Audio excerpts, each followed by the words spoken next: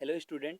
आज हम लोग करेंगे थर्मोडायनेमिक्स का क्लास 2, जिसके अंतर्गत हम लोग कवर करेंगे यहाँ पे first law of thermodynamics, second law of thermodynamics, उसके बाद गैस से रिलेटेड जो यहाँ पे परफेक्ट गैस का जो भी इक्वेशन वगैरह है उसको यहाँ पे हम लोग स्टडी करेंगे। ठीक है, केल्विन प्लैंक स्टेटमेंट हो गया, आपका क्लासियस स्टेटमेंट हो गया, बॉयल्स लॉ, चार्ल्स लॉ और गेलुसेस लॉ। ठीक है, तो ये सारे चीज़ को आज टॉपिक को हम लोग यहाँ पे कवर करेंगे और उसके बारे में डिटेल से जानेंगे। और फिर उसका जो है यहाँ पे मल्टीपल चॉइस क्वेश्चन वो हम लोग आगे के क्लास में उसको हम लोग यहाँ पे करने वाले हैं। तो इसके पहले मैंने एक वीडियो बनाया था आपका फर्स्ट क्लास जो था, जिसमें मैंने यहाँ पे आपको बताया था प्रॉपर्टी, थर्मोडायनेमिक्स प्रॉपर्टी के बारे में बताया था, intensive property, extensive property.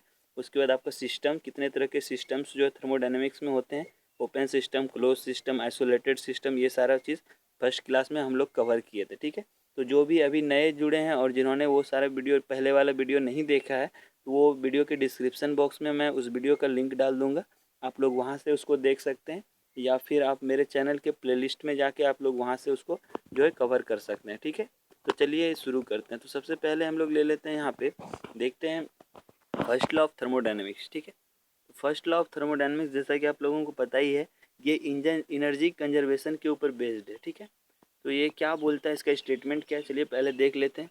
This law also state that energy can neither be create nor be destroyed though it can be transformed from one form to the other form, right. तो first law of thermodynamics आपका बोलता है कि energy को जो है ना ही हम लोग क्रिएट कर सकते हैं और ना ही इसको डिस्ट्रॉय कर सकते हैं। ठीक है, बस इसको क्या किया जाता है, आपका ट्रांसफ़र किया जा सकता है one form to other form. ठीक है, तो एनर्जी जो है वो कभी ख़त्म नहीं होता, बस वो क्या होता है, एक चीज़ से दूसरे चीज़ में कन्वर्ट हो जाता है। ठीक है, फॉर एग्जांपल यदि इसको हम लोग इस तरह से समझे, यदि ये मेरा कोई भी इंजन है या फिर सिस्टम है और इसमें हम लोग यहाँ पे हीट देते हैं, तो इधर से हमारा क्या निकलता है, वर्क निकलता है ना। तो यहाँ पे हीट आपका क्या हुआ, वो वर्क में कन्वर्ट हो गया, मीन्स एक फॉर्म से दूसरे फॉर्म में आपका कन्वर्ट हो गया। जैसे कि आप लोगों ने देखा होगा जनरेटर वगैरह में, तो उसमें भी आपका क्या होता है, हम लोग वहाँ से फ्यूल देते हैं उसको, है ना। तो वहाँ पे फिर उसको वो क्या करता है, हमारा वर्क में कन्वर्ट करता है ना। तो इस तरह से हमारा ये जो है सारा कुछ धरती पे जो वैसे ही चलता है। तो यहाँ पे स्टार्टिंग से इसको देखते हैं फर्स्ट लॉ ऑफ थर्मोडायनेमिक्स को। This law state that heat and mechanical work are mutually convertible. ठीक है, हीट और मैकेनिकल वर्क क्या है, म्यूचुअली कन्वर्टेबल है। यदि इधर से हम हीट देंगे तो इधर से हमारा सेम अमाउंट ऑफ क्या होगा, वर्क आएगा, है ना। यहाँ पे कोई भी लॉस वगैरह नहीं होगा। तो ये फर्स्ट लॉ का कहना है हमारा, एनर्जी जो है वो क्या होगा, कंजर्व्ड रहेगा। तो ये हमारा फर्स्ट लॉ है। उसके बाद इसको देखिए यहाँ पे सेकंड, इसको कैसे एक्सप्रेस किया जाता है। ठीक है, according to first law of thermodynamics, the energy due to heat supply Q must be balanced by the external work done W plus the gain of internal energy E due to rise in temperature. ठीक है, first law of thermodynamics के हिसाब से आपका Q जो आपका heat है वो बराबर होता है आपका यहाँ पे डेल्टा W। ठीक है, यहाँ पे W, सॉरी एक मिनट, यहाँ पे Q जो होता है वो आपका बराबर होता है वर्क डन के प्लस यहाँ पे इंटरनल एनर्जी में जो राइज होता है टेम्परेचर के बढ़ने से। ठीक है, उसके वजह से जो यहाँ पे इंटरनल एनर्जी जो गेन होता है उसका, ये दोनों क्या होता है, सम होता है। ये हमारा फर्स्ट लॉ ऑफ थर्मोडायनेमिक्स बोला जाता है इससे। ठीक है, तो ये जो एक बहुत ही इंपॉर्टेंट मेरा फार्मूला है, इसको याद रखना है आपको। और ये आपका जब भी आगे जो है इसको बहुत ज़्यादा इसका यूज़ होगा। ठीक है, तो इसलिए इसको जानना बहुत ही ज़्यादा ज़रूरी है। तो आई होप आप लोगों का फर्स्ट लॉ ऑफ थर्मोडायनेमिक्स जो वो क्लियर हो चुका होगा। तो मैं फिर से एक बार बता देता हूँ, ये एनर्जी कंजर्वेशन पे बेस्ड है और इसका कहना बस इतना ही है कि एनर्जी को ना ही हम लोग क्रिएट कर सकते हैं और ना ही इसको डिस्ट्रॉयड कर सकते हैं, बस इसको वन फॉर्म से अदर फॉर्म में कन्वर्ट कर सकते हैं। ठीक है, बस इसी को फर्स्ट लॉ ऑफ थर्मोडायनेमिक्स बोला जाता है। उसके बाद चलिए हम लोग यहाँ पे सेकेंड लॉ ऑफ थर्मोडायनेमिक्स देख लेते हैं। तो सेकेंड लॉ ऑफ थर्मोडायनेमिक्स जो है, इसको यहाँ पे दो चीज़ के द्वारा, दो स्टेटमेंट के द्वारा इसको समझा जा सकता है। ठीक है, पहला आपका है क्लासियस स्टेटमेंट और दूसरा आपका जो है यहाँ पे केल्विन प्लैंक स्टेटमेंट। ठीक है, तो ये दो चीज़ के थ्रू जो हमारा यहाँ पे first second law of thermodynamics को डिफाइन किया जाता है। तो चलिए वन बाय वन हम लोग यहाँ पे दोनों को देखेंगे।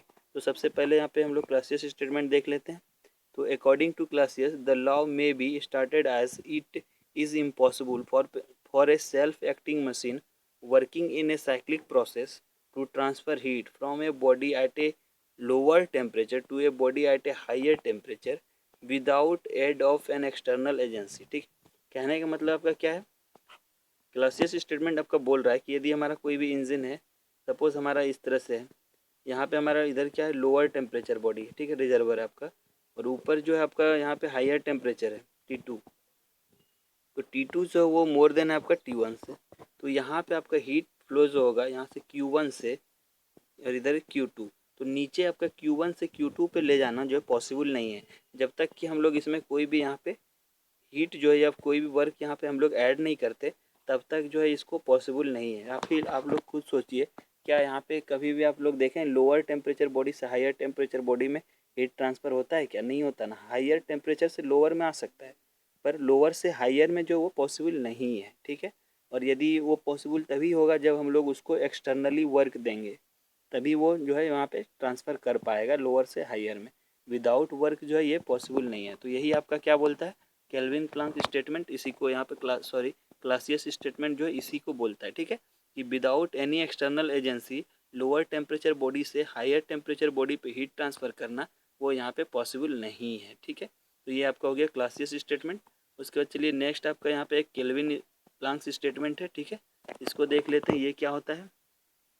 तो देखिए according to Kelvin Planck statement आपका ये क्या बोलता है आपका, it is impossible to construct an engine working on a cyclic process whose sole purpose is to convert heat energy into work, ठीक है।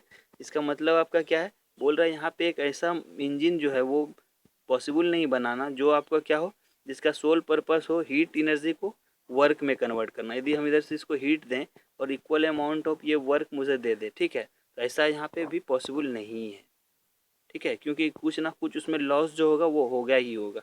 हम लोग जितना भी उसमें कोई भी इंजन है वो तो 100% इफिशियंसी उसका पॉसिबल नहीं है, ठीक है। तो यहाँ पे जितना हम हीट देंगे उतना अमाउंट ऑफ हमको यहाँ पे वर्क मिल जाएगा, ये पॉसिबल नहीं है। यही आपका क्या बोलता है केल्विन प्लांक स्टेटमेंट, ठीक है। It is impossible to construct a engine working on a cyclic process whose sole purpose is to convert heat energy to the work, right. तो ये पॉसिबल नहीं है। तो ये दो तरह से जो है यहाँ पे आपका सेकेंड लॉ ऑफ थर्मोडायनेमिक्स को डिफाइन किया गया है। पहला आपका क्लासियस स्टेटमेंट था, दूसरा जो है केल्विन प्लांक स्टेटमेंट था, ठीक है। और ये देखिए आपको केल्विन प्लांक स्टेटमेंट के द्वारा जो है यहाँ पे सेकेंड लॉ ऑफ थर्मोडायनेमिक्स को और भी यहाँ पे एक नेम दिया गया है जिसको कि बोला जाता है डिग्रेशन ऑफ एनर्जी, ठीक है। याद रखिएगा, यदि आपसे एग्जाम में पूछा जा सकता है डिग्रेशन ऑफ एनर्जी जो है किस लॉ ऑफ थर्मोडायनेमिक्स को बोला जाता है, तो क्या बोलिएगा, सेकेंड लॉ ऑफ थर्मोडायनेमिक्स को हमारा डिग्रेशन ऑफ एनर्जी बोला जाता है। और क्यों बोला जाता है, क्योंकि यहाँ पे इसके क्लासियस आपका जो केल्विन प्लांक स्टेटमेंट था उसके हिसाब से हीट को जो है हम टोटल अमाउंट ऑफ वर्क में कन्वर्ट नहीं कर सकते हैं, ठीक है। इसी वजह से इसको यहाँ पे डिग्रेशन ऑफ एनर्जी भी बोला जाता है सेकेंड लॉ ऑफ थर्मोडायनेमिक्स को, ठीक है। उसके बाद हम लोग यहाँ पे देखेंगे perfect law of perfect gas. Perfect gas के लिए किस किस लॉ को हम लोग यहाँ पे फॉलो करते हैं उसके बारे में यहाँ पे स्टडी करेंगे। उससे पहले हम लोग यहाँ पे जानते हैं परफेक्ट गैस आखिर कहते किसको है, ठीक है। परफेक्ट गैस उसको हमारा आइडियल गैस भी बोला जाता है। देखिए इसका डिफिनेशन सबसे पहले जानते हैं। तो देखिए a state of substance whose evaporation from its liquid state is completed, ठीक है। मीन्स ऐसा सब्सटेंस जिसका क्या हो, इवोपरेशन जो लिक्विड स्टेट में कंप्लीट हो चुका हो, उसको यहाँ पे परफेक्ट गैस कहा जाता है, ठीक है। मीन्स इवोपरेशन जो और उसमें पॉसिबल ना हो, इवोपरेशन उसका कंप्लीट हो जाएगा लिक्विड का, तो उसको हम लोग क्या बोलेंगे, गैस बोलेंगे, ठीक है। और यदि उसमें पार्शियल इवोपरेशन होगा तो उस सब्सटेंस को हम लोग क्या बोलते हैं, वेपर बोलते हैं, ठीक है। जिसमें पार्शियली अभी जो है इवोपरेशन पॉसिबल होगा तो उसको हम लोग यहाँ पे वेपर में कंसिडर करते हैं। और वेपर जो होता है उसमें आपका सम क्या होगा, लिक्विड जो है वो कंटेन रहता है, ठीक है। हल्का सा आपका लिक्विड भी उसमें, मॉइस्चर भी जो वो आपका अवेलेबल रहता है आपका वेपर में, ठीक है। और चलिए यहाँ पे देखते हैं। उसके बाद देखिए behaviour of a super heated vapour is similar to that of perfect gas. Super heated vapour जो होता है वो भी आपका किस तरह से वर्क करता है, परफेक्ट गैस की तरह वर्क करता है, ठीक है। इसको भी याद रखिएगा, सुपर हीटेड वेपर जो वो परफेक्ट गैस की तरह ही वर्क करता है। परफेक्ट गैस किसको बोलते हैं, तो जिसका कि वेपराइजेशन अब पॉसिबल नहीं हो, ठीक है, कंप्लीट हो चुका हो, उसको हम लोग बोलते हैं क्या, परफेक्ट गैस। और जो पार्शियली होगा उसको वहाँ पे वेपर बोला जाता है। उसके बाद देखिए यहाँ पे आपका जो है फिजिकल प्रॉपर्टी ऑफ गैस जो उसको कंट्रोल किया जाता है तीन वेरिएबल के थ्रू, ठीक है। पहला आपका प्रेशर है, दूसरा आपका वॉल्यूम है और तीसरा टेम्परेचर है, ठीक है। प्रेशर, वॉल्यूम, टेम्परेचर, इन तीन वेरिएबल के थ्रू जो हमारा यहाँ पे इसको प्रॉपर्टी, फिजिकल प्रॉपर्टी को कंट्रोल किया जाता है गैस का, ठीक है। तो वन बाय वन हम लोग यहाँ पे डिस्कस करेंगे गैस लॉ के बारे में। तो सबसे पहले हम लोग यहाँ पे स्टडी करेंगे बॉयल्स लॉ, ठीक है। बॉयल्स लॉ आपका क्या होता है, बॉयल्स लॉ जो है फिर आपका चार्ल्स लॉ है और थर्ड जो आपका गे लुसियस लॉ है, ठीक है। तो हम लोग पहले जो बॉयल्स लॉ देखते हैं, तो इसके अकॉर्डिंग टू बॉयल्स लॉ आपका प्रेशर जो होता है वो डायरेक्टली इन्वर्सली प्रोपोर्शनल होता है आपका वॉल्यूम के। ठीक है, याद रखिएगा इसको। जब आपका टेम्परेचर क्या होगा, कांस्टेंट होगा। ओके, तो जब आपका टेम्परेचर कांस्टेंट होगा तो प्रेशर क्या होगा, आपका डायरेक्टली इन्वर्सली प्रोपोर्शनल होगा वॉल्यूम के। ठीक है, यही आपका क्या बोलता है, बॉयल्स लॉ बोलता है। ठीक है, इसको किसने दिया था, रॉबर्ट बॉयल्स ने दिया था। कब दिया था, 1662 ईस्वी में दिया था।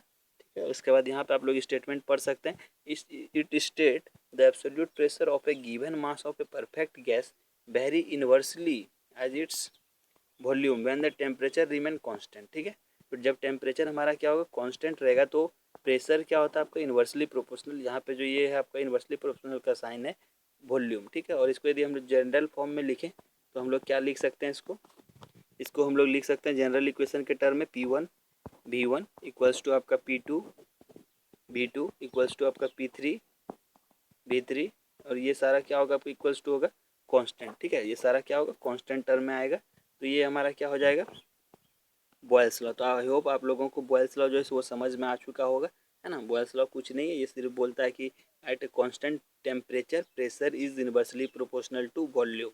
ठीक है, बस यही आपका बॉयल्स लॉ। और ये कब दिया था, 1662 ईस्वी में इसको जो है यहाँ पे दिया गया था, फॉर्मुलेटेड किया गया था, किसके द्वारा, रॉबर्ट बॉयल्स। ठीक है, नाम याद रखना, ये साइंटिस्ट थे एक। उसके बाद चलिए नेक्स्ट हम लोग यहाँ पे चार्ल्स लॉ देख लेते हैं। तो चार्ल्स लॉ जो है वो भी कुछ बॉयल्स लॉ की तरह ही है। वहाँ पे आपका बॉयल्स लॉ में टेम्परेचर को हम लोग कांस्टेंट रखते थे, और चार्ल्स लॉ में आपका जो है क्या कांस्टेंट रहता है, प्रेशर कांस्टेंट रहता है। ठीक है, इसमें आपका कांस्टेंट प्रेशर पे वॉल्यूम जो है वो डायरेक्टली प्रोपोर्शनल होता है। चार्ल्स लॉ में आपका, एक मिनट रुक जाइए, चार्ल्स लॉ में आपका जो है at constant pressure volume is directly proportional to temperature. ठीक है, बस यही आपका क्या है, चार्ल्स लॉ। ठीक है, और इसको किसने दिया था, आपका फ्रेंचमैन AC चार्ल्स ने दिया था। कब, 1787 ईस्वी में। ठीक है, 1787 ईस्वी में इसको जो AC चार्ल्स ने दिया था, आपको इसको याद रखना है। ठीक है, तो यहाँ पे स्टेटमेंट आप यहाँ पे देख सकते हैं, the volume of a given mass of perfect gas very directly as its absolute temperature when the absolute pressure remain constant. ठीक है, तो सेम चीज़ आपका यहाँ पे वॉल्यूम जो होता है वो डायरेक्टली प्रोपोर्शनल टेम्परेचर के होता है, जब आपका क्या होगा, प्रेशर रिमेन कांस्टेंट रहेगा। ठीक है, तो इसको यदि हम लोग जनरल फॉर्म में लिखें तो किस तरह से लिखेंगे इसको, तो देखिए यहाँ पे आपका हो जाएगा V1 आपका, और क्या हो जाएगा आपका V1 by T1 equals to V2 by T2। ठीक है, तो इस तरह से करके इसको हम लोग यहाँ पे लिख सकते हैं। ठीक है, अब नेक्स्ट हम लोग चलिए यहाँ पे देख लेते हैं। नेक्स्ट हमारा जो है वो है गे लुसेस लॉ। ठीक है, तो ये क्या बोलता है आपका, this law state the absolute pressure of a given mass of perfect gas very directly as its absolute temperature when the volume remain constant. ठीक है, तो ये क्या बोलता है, हमारा वॉल्यूम जब कांस्टेंट रहेगा तो उस समय आपका प्रेशर जो होगा वो डायरेक्टली प्रोपोर्शनल होगा किसके, टेम्परेचर के। ठीक है, तो प्रेशर यहाँ पे क्या होता है आपका, डायरेक्टली प्रोपोर्शनल टेम्परेचर का होता है, जब आपका क्या होगा, वॉल्यूम कांस्टेंट रहेगा। तो आई होप आप लोगों को तीनों लॉ जो है वो समझ में आ गया होगा। ठीक है, तो फिर से मैं एक बार वन बाय वन कर देता हूँ। यहाँ पे देखिए, इसको इजी बहुत है। बॉयल्स लॉ आपका क्या बोलता था, आपका यहाँ पे बॉयल्स लॉ में जो हमारा टेम्परेचर को कांस्टेंट रखा जाता था। ठीक है, याद रखिएगा, टेम्परेचर इसमें कांस्टेंट रहता था, और प्रेशर जो था वो इन्वर्सली प्रोपोर्शनल होता था वॉल्यूम के। ठीक है, बॉयल्स लॉ में।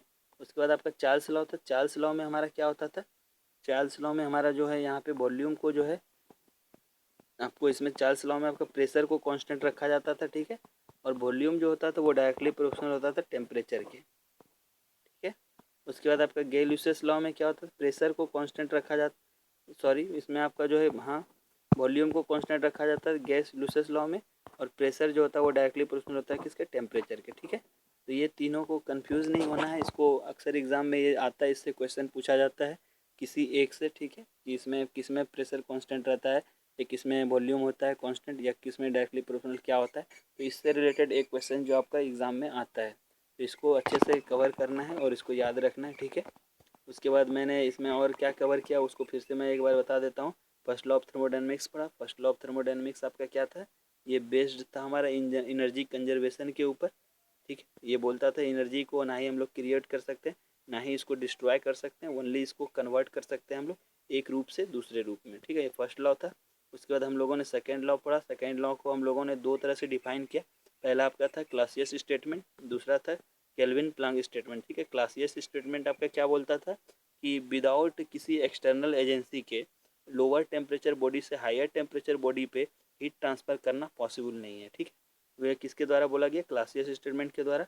और केल्विन प्लांक स्टेटमेंट हमारा बोल रहा था कि एक ऐसा इंजन कंस्ट्रक्ट करना पॉसिबल नहीं है जिसको कि हम लोग यहाँ पे जितना हीट दें उतना ही अमाउंट वो हमें क्या करे, वर्क प्रोवाइड कर दे विदाउट कोई लॉस के यहाँ पे, ठीक है। तो ये भी पॉसिबल नहीं है, ये किसका कहना था? केल्विन प्लांक स्टेटमेंट के, ठीक है।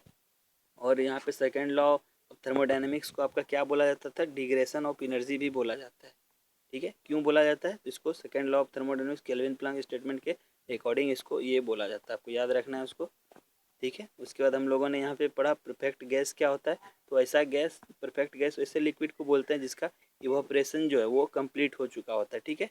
तो उसको हम लोग क्या बोलते हैं? Perfect gas. और उसी को आइडियल गैस भी बोला जाता है आपका। और वेपर किसको बोलते हैं? जिसमें पार्शियल इवापोरेशन जो अभी बाकी रहता है, ठीक है, उसमें हो सकता है, पॉसिबल रहता है। तो वैसे को हम लोग बोलते थे क्या चीज़ यहाँ पे? उसको बोलते थे वेपर, ठीक है। और सुपर हीटेड वेपर जो होता है वो आपका आइडियल गैस के तौर पे काम करता है, ठीक है। तो ये सारा चीज़ हमने आज यहाँ पे कवर किया।